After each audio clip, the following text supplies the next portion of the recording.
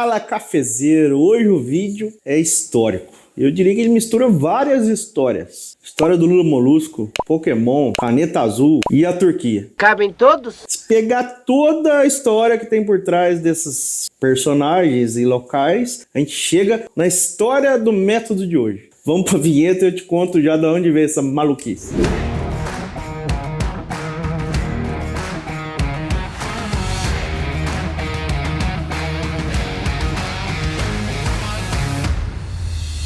O método Blue Bottle possui ranhuras internas cuidadosamente posicionadas para garantir uma extração uniforme e completa do café. Feito de porcelana Arita Yaki, conhecida pela sua durabilidade e beleza, vem com filtros de papel projetado especificamente para maximizar o fluxo de água e a extração de café. O filtro é compatível com Kalita 185, um método compacto e fácil de armazenar. Bom, o vídeo de hoje é desse método de preparo que é feito pela empresa Blue Bottle, e a gente vai contar um pouco da história desse método através da história da empresa. E o método é feito por uma empresa que chama Killermon. E aí você já sabe de onde veio a brincadeira do Pokémon. É quase o nome de um Pokémon, você fala a verdade. Verdade! Para você que quer conhecer mais sobre essa empresa, a gente fez um vídeo aqui no canal falando sobre o coador, né, o filtro de pedra. E lá a gente conta um pouco da história dessa empresa que, por coincidência, é a mesma empresa que fabrica hoje o porta-filtro da Blue Bottle. Mas, obviamente, é difícil falar do método sem contar a história da empresa que fez, né, esse design e trouxe esse método para o mercado. A Blue Bottle hoje é uma rede de cafeteria super conhecida no universo de café especial, que nasceu uma torrefação. Só que quando ela nasce uma torrefação, eu diria que ela foi audaciosa. O seu fundador, que é o 3 dias depois, que é o James Freeman, foi um cara visionário, eu diria. Ele começou a empresa com $15 mil de dívida e hoje é uma empresa que vale mais de $700 milhões. Inclusive, um dos investidores da Blue Bottle é a Nestlé, que tem mais de 60% das ações. E a história começa basicamente porque James era um artista que tocava clarinete. Daí já respondemos de onde veio o Lula Molusco. Não que ele pareça com o Lula Molusco, mas o Lula Molusco toca clarinete também. Eu entendi a referência. Para ser mais específico, uma coisa que ele percebeu que estava ligada à qualidade do café era a torra fresca. E ele percebeu que naquele momento isso era raríssimo em São Francisco. Não se encontrava nem data de torra nos pacotes. E sempre que ele encontrava um ou outro que a torra estava mais fresca, ele percebia a qualidade. Um cara que realmente gostava de tomar café. Café! Eu preciso de café! O meu salário poderia ser pago todo em café! E ele era um artista, tocava em vários concertos, o clarinete. Ele conseguiu juntar uma grana para realizar esse sonho de ter alguma coisa relacionada ao café. Ou melhor, resolver esse problema de não se encontrar café fresco para ser servido naquela região. E ele junta $20 mil e depois ele endividou com mais $15 mil no cartão de crédito para ter uma pequena estrutura onde ele pudesse torrar o café e, de certa forma, mostrar isso para as pessoas. Não só através dos pacotes, mas também através da bebida. E aí ele monta um pequeno carrinho e dá o nome da empresa de Blue Bottle. E a história do nome, eu diria, que é muito curiosa. Lá em 1683, estava acontecendo uma guerra entre a Turquia e o Vietnã, e um cidadão do Vietnã foi infiltrado no exército turco, se vestiu de soldado turco e ele foi mandado, na verdade, para encontrar as tropas vietnamitas que estavam já em território turco, com o objetivo de passar uma mensagem lá do que estava acontecendo. Então você imagina a loucura que esse cara passou, se vestir de um outro soldado para atravessar algumas trincheiras da guerra e acessar uma tropa dos soldados dele que já estavam mais avançadas lá em outro território. Então ele corre um risco para chegar até lá. Como ele chega até lá como um soldado do Vietnã, ele consegue então atravessar tudo isso para passar essa mensagem para os soldados dele. Ele passa essa mensagem, uma estratégia, e aí ele passou um tempo ali com os soldados dele. E aí ele volta depois para o Vietnã para expulsar os soldados turcos que ali estavam.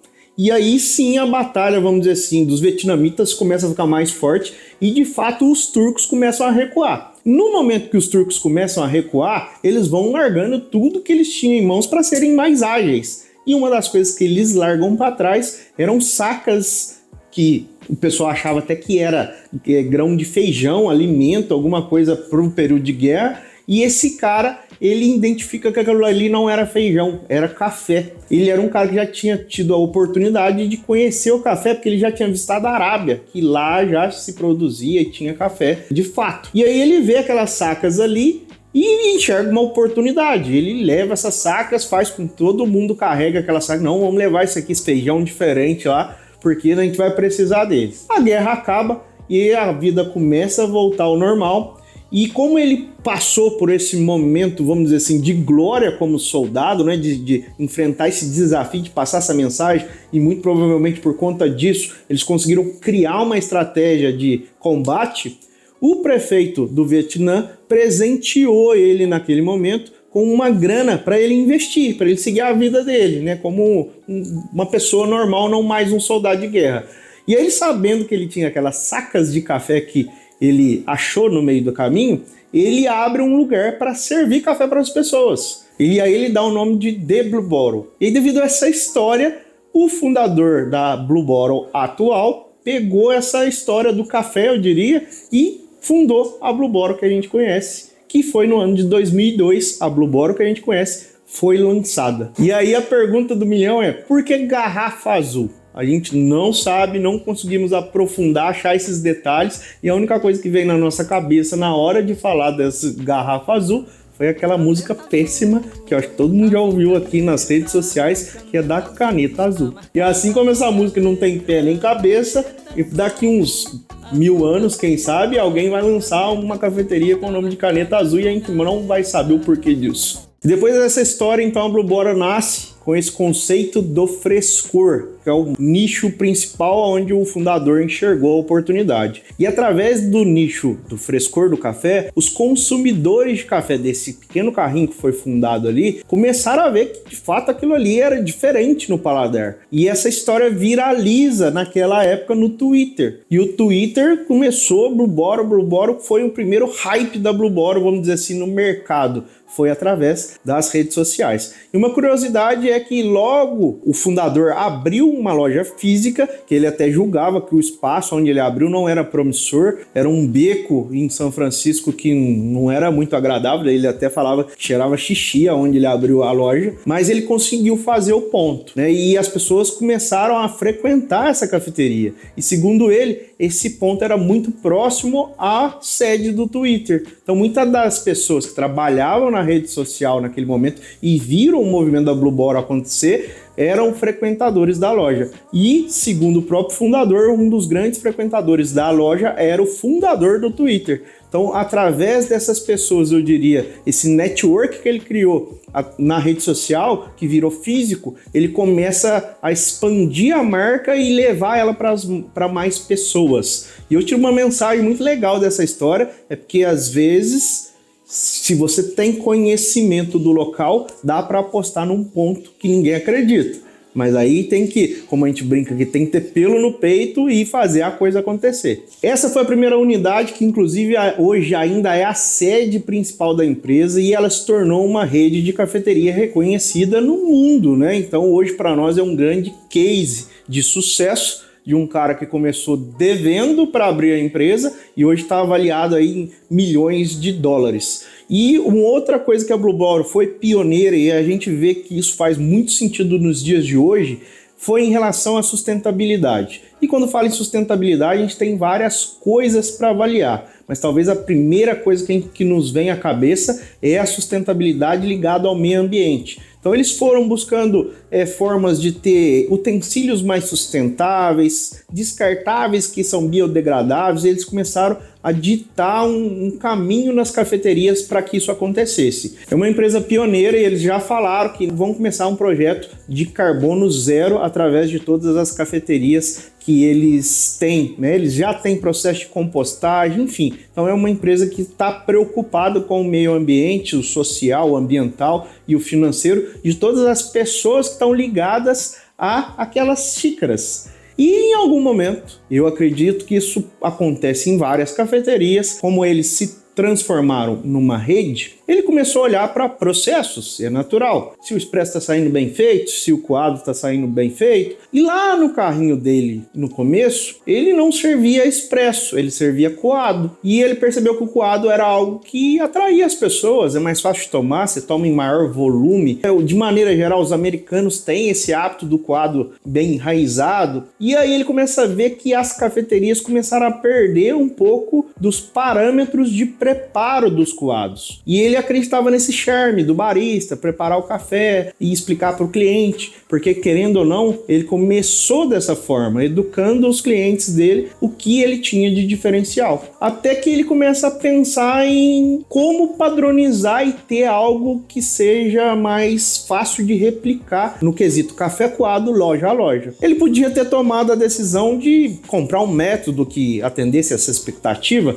mas não, ele foi além e trouxe mais uma novidade para o mercado. Procurou essa empresa que é especialista em cerâmica no Japão e junto a essa empresa eles desenvolveram um porta-filtro único, exclusivo da marca, que é esse daqui, que hoje vocês encontram na internet como Blue Bottle Drip, né, o coador da Blue Bottle, enfim, mas obviamente se você colocar em inglês você vai encontrar mais fácil. E o grande diferencial nele tá que ele tem base plana, algumas ranhuras bem delicadas, eu diria, e um único furo central. E você deve estar se perguntando, Gabriel, parece que eu já vi um método semelhante a esse aí no canal, até deixei aqui para vocês verem, ó. Talvez a maior inspiração seja o Kalita, né? Então, inclusive eu tenho aqui um Kalita de parede lisa, que é diferente, mas se a gente olhar, os formatos são bem semelhantes. Obviamente muda a vazão do café. Em um a gente tem 3 furinhos bem posicionados e no Blue Bottle a gente tem um único furo com essas estrias.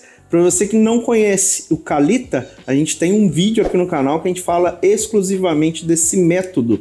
E vamos falar então da percolação e da funcionalidade do Blue Bottle e avaliar ele no sabor, qual vai ser o impacto. Olhando para o método em si e a funcionalidade, mesmo sem ter preparado ele, a gente já entende que dessa forma, com esse método, fica mais fácil de replicar receitas. Porque vocês vão ver aqui na hora de preparar o café, que como a vazão é única e a gente tem um certo piso ali para o filtro, por mais que o barista faça movimentações para mudar a receita, a perfuração dá uma limitada na vazão de água. Então isso provoca uma estabilidade no processo de extração. Pensando em padrão, foi uma ótima sacada dele pensar nesse método, porque aí todas as cafeterias conseguem padronizar o preparo do café. Vamos preparar e ver realmente se há diferença ou não. O filtro de papel que você vai utilizar nesse método, ele é compatível com o filtro da Kalita 185, que é o número maior da Kalita. Então, só comprar o filtro da Kalita que encaixa perfeitamente aqui no método. É um filtro que a gente conhece como Wave, filtro com ondas. Bora, colocou o filtro. Primeira coisa que vamos fazer é escaldar o filtro, lembrando que o método é porcelana, é bom dar uma jogada além de água para ele absorver bem a temperatura e estabilizar a temperatura do nosso café. Se caso jogar uma água ali baixa temperatura ou muito rápida, pode ser que vai sofrer um choque térmico. A porcelana não vai aderir tanto calor, você pode perder temperatura no preparo. Você vai colocar o filtro no método, encaixa bem ele aqui, ó. Sugestão é até segurar com a mão e jogar a água no centro. E aí ele vai assentar ali e agora você vem com a água distribuindo nas ondas. E lembrando de jogar um pouco mais de água para que a porcelana fique quentinha.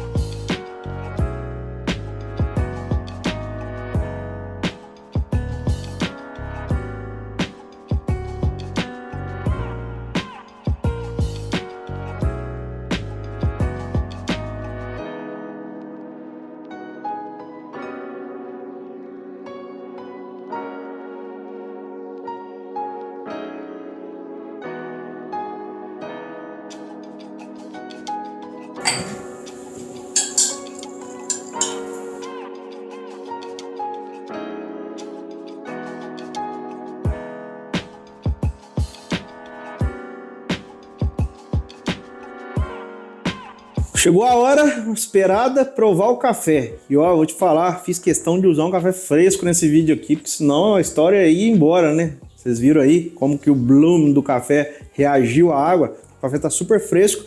Nosso bourbon vermelho, mais conhecido como frutado, que tem características de chocolate, frutas vermelhas, caramelo, mas destaque, nota de chocolate e frutas vermelhas. A proporção que eu fiz aqui foi 15:1. 25 gramas de café, 380 gramas de água. A técnica foi pré-infusão e fluxo contínuo. Um raciocínio basicamente do que estava saindo de café, eu estava inserindo de água, mantendo ali uma altura para que a gravidade trabalhasse de forma uniforme. E aí a gente vai ter um resultado que eu vou avaliar agora.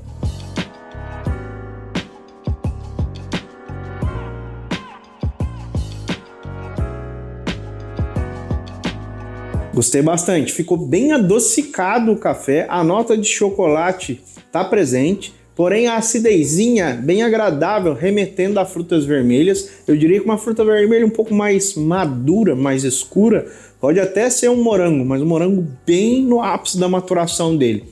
Deixa eu ver o que mais que eu percebo.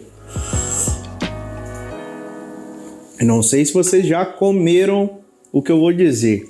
Mas sabe quando você compra aqueles chocolates meio amargo que tem algumas frutinhas no meio, como por exemplo cranberry é comum, o próprio framboesa desidratada, alguns morango. Para mim tá esse blend de chocolate com esse frutado junto na percepção sensorial.